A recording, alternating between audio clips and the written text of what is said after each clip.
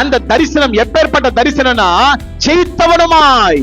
அவருடைய வஸ்திரங்கள் எப்பேற்பட்டதா, வெள்ளையங்கி தரித்த ஒரு திரளான கூட்டத்தை நான் கண்டேன். ஒருவரும் எண்ணக்கூடாததா இருந்தது. அவருடைய கைகளில் குறித்தோலை நான் கண்டேன். ஆமென், அல்லேலூயா. உன் தளர்ந்து போன உன் மரத்தை கர்த்தர் ஒரு குறித்தோலாய் கர்த்தர் மாற்றுவாராக. கரங்களை மேல உயர்த்தி, தளர்ந்து போனவன் தான், பலவீனமானவன் தான், குறை உள்ளவன் தான். ஆண்டவரே, பலவீனம் தான் ஆண்டவரே, என்னுடைய காரியங்களை இயேசுவின் நாமத்தினால குறித்தோலாய் மாற்றுவீராக, இயேசுவின் நாமத்தினால. ஜெயித்தவன் எவனும் குறித்தோலை வைத்திருப்பான். வேதம் அழகா சொல்லுகிறது. வெளிப்படுத்தின விசேஷத்துல யோவான் இப்படியா சொல்லுகிறான், ஜெயித்தவன் கரத்துல என்ன இருக்கு? ஜெயித்தவன் என்ன?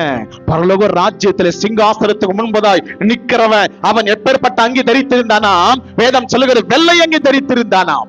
அவன் கையில குறித்தோல் இருந்தது.